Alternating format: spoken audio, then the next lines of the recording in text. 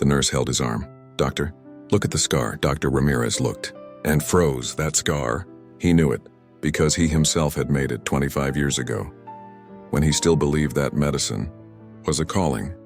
And the man lying on that stretcher, without insurance, without means to pay, was the 8-year-old boy whose life he had saved. For free. With his own hands. With his own heart, and now he had just refused to save that same life again.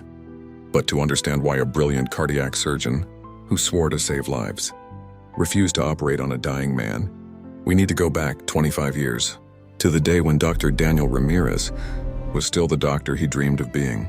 25 years earlier, September 2000. St. Mary Hospital. Boston. Dr. Daniel Ramirez was 28 years old, resident in cardiothoracic surgery, 3rd year, brilliant, dedicated, and completely in love with medicine. He grew up poor, son of immigrants, father a gardener, mother a cleaner. They worked 3 jobs each to pay for his college, and Daniel never forgot. Every time he put on the white coat, he whispered, "For you, to help people like you." So when the case arrived, he didn't hesitate. Miguel Torres, 8 years old, dilated cardiomyopathy, heart failing, needed transplant, urgent, family, undocumented immigrants. No insurance, no money. Mother cleaned houses. Father worked construction. They had saved $3,000. Surgery cost $250,000 at other hospitals refused. No insurance, no surgery, sorry. But Dr. Ramirez saw that mother, Rosa Torres, holding her son's hand, crying, and he saw his own mother. Same calloused hands, same sacrifice, same love. He approached, knelt beside her. "Señora Torres, I will operate on your son." Rosa looked confused. "Pero doctor, we don't have..." "I know. It doesn't matter. I'll do it pro bono, free." Rosa began to cry. "Why? Why would you do this?" Daniel smiled. "Because medicine is not a business. It's a calling. And your son deserves to live." The hospital tried to stop him. "Dr. Ramirez, you can't do a $250,000 surgery for free." "Against policy." Against what?" Daniel interrupted. "Against saving a life? Then I resign. But I'm going to operate on this boy." The hospital yielded. Partially. Daniel operated, but without full support. With minimal team, limited resources, it didn't matter. He had skill. He had passion, and he had purpose. 22 hours of surgery. New heart. Perfectly implanted. Daniel's unique technique. Double spiral suture. No one else did it this way. But it was better, stronger. Left a specific scar, like a signature. Miguel survived, woke up, saw Daniel beside the bed. "Doctor, will it always hurt?" Daniel smiled. "No, champ. It'll pass. And you'll grow strong. You'll run, play soccer, live, everything a child should do." Miguel smiled. "You're a hero," Daniel laughed. "No, Miguel. You're the strong one." "No," the boy insisted, serious. "You saved my life. I'll never forget. Never." Daniel held his little hand. "And I'll never forget why I became a doctor." Rosa hugged Daniel.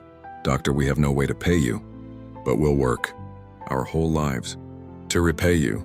"You don't need to," Daniel said gently. Seeing him alive is payment enough, and it was true. In that moment, Daniel didn't need money, didn't need recognition. He needed only that purpose, that feeling. "I saved a life, pure medicine, as it should be."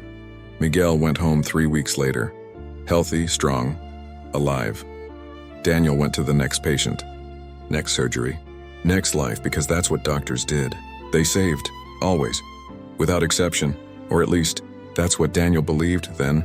But 25 years is a long time, and the system has a way of breaking even the strongest. 2005, 5 years later, Daniel was now a full cardiovascular surgeon, respected, skilled, but he began to notice something. The patients he most wanted to help were the ones the system most rejected. No insurance, no surgery, no money, no treatment. And every time Daniel tried to do pro bono, the hospital blocked it. "Dr. Ramirez, you can't keep operating for free. It affects our bottom line." Understand? Bottom line, profit medicine had become a business. Daniel was frustrated, but he continued. Because he believed 2010. 10 years after Miguel, Daniel tried to save a 53-year-old woman. Cancer operable, but no insurance. Hospital refused. It's not an emergency. She can go to the public clinic. Public clinic had an 8-month wait. She didn't have 8 months, Daniel begged. Hospital said no, she died. 6 weeks later, something in Daniel cracked. 2015. 15 years later, Daniel, now 43, started a private practice. Only wealthy patients. Premium insurance. Payment guaranteed. Because, he rationalized, if the system won't let me help the poor, at least I save someone. But the truth was different. He was tired, disappointed, and starting to think, why should I sacrifice when no one else sacrifices? 2020, 20 years after Miguel pandemic, Daniel saw colleagues working non-stop, without equipment, without protection, dying, and he saw hospital administrators cutting salaries, cutting benefits, increasing profits. Something in Daniel and broke. He became what he swore he'd never be: cynical, cold, transactional. Medicine is a job, he now said. I work, I charge. Simple as that. Patients became cases. Cases became numbers. Numbers became money. Daniel became rich. Very rich. Mansion, cars, investments, but something else. He lost that fire, that passion, that Daniel, who knelt in front of Rosa Torres and said, I'll save your son, for free. That Daniel died, slowly, over 25 years. And in September 2025, exactly 25 years after saving Miguel, this new Daniel was going to face the consequences. September 2025, Tuesday, 10:37 in the morning, Mercy General Hospital. Boston Dr. Daniel Ramirez, now 53, arrived for elective surgery. Wealthy patient. Valve replacement. $320,000. Plus bonus. He was in a good mood. Meeting with accountant later. Investments rising. But then head nurse Sarah Chen intercepted him. Dr. Ramirez, emergency in room 3. Male patient, 33 years old. Post-transplant cardiac complication. Acute rejection. Needs immediate surgery and the insurance? Daniel interrupted. Sarah hesitated. He doesn't have any, doctor. He recently lost his job. Cobra expired. But the condition is no insurance? Daniel repeated coldly. Then no surgery. Transfer him to a public hospital. Doctor, he won't survive the transfer. You're the only transplant specialist here right now. If you don't operate, then don't operate, Daniel said without emotion. I don't work for free, Sarah, you know that. But doctor, it's not a discussion. Transfer him, or let him sign AMA. Against medical advice. His choice. Sarah was shocked. She had known Daniel for 15 years, saw him change.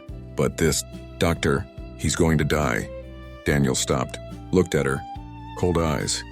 Then he should have kept his insurance and he left for the $320,000 surgery, leaving the 33-year-old man dying. Sarah stood there, trembling, not from fear, from anger, because she knew something Daniel didn't know. She had looked at the patient's file, saw the date of the original transplant, saw the surgeon's name, Dr. Daniel Ramirez, 2000, and then she saw the scar on the patient's chest, unique, specific, double spiral suture, technique that only one person did. Daniel, that patient, was Miguel Torres, the boy Daniel saved 25 years ago. For free, with love, and now, Daniel had just refused to save the same life he himself had given. Sarah took a deep breath and made a decision. She went to room 3. Miguel was conscious, pale, sweating, chest pain. Miguel, she said gently, I need to ask. Your transplant, 2000. Who was the surgeon? Miguel smiled weakly. Dr. Ramirez, Daniel Ramirez. Best doctor in the world. Operated for free when I was 8. My family had nothing. He didn't care. Said medicine wasn't a business. It was a calling. A tear ran from his eye. I always wanted to thank him again, but I lost touch. We moved a lot, but I never forgot. He saved me. Sarah held his hand. Miguel, Dr. Ramirez is here today. Miguel's face lit up. He is. He can operate on me again. He knows me. Miguel, Sarah interrupted softly. He changed. The hope on Miguel's face trembled. What do you mean? He doesn't operate anymore. Without insurance. Silence. Miguel understood, slowly, painfully. Dr. Ramirez, refused me? Sarah couldn't speak, just nodded. Miguel closed his eyes. A tear fell. My hero refused me, and Sarah decided. Enough. She marched to the operating room, knocked on the door. Scrub nurse answered. Dr. Ramirez is in surgery. You can't. It's an emergency, Sarah said firmly. He needs to know. 2 minutes later, Daniel came out irritated. Still in scrubs, mask down. This better be important, Sarah. I'm in the middle of... It's about the patient in room 3, she interrupted. I already said. No insurance, no... It's Miguel Torres, she cut him off. Daniel blinked. Who? Miguel Torres. 8 years old. 2000. You operated pro bono. Dilated cardiomyopathy, transplant.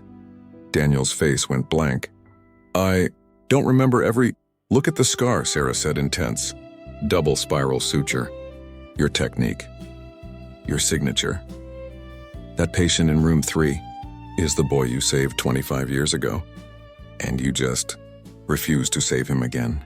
Daniel stood frozen. Time stopped. And then, memory came flooding back. Small hands, big eyes. You're a hero, doctor. I'll never forget.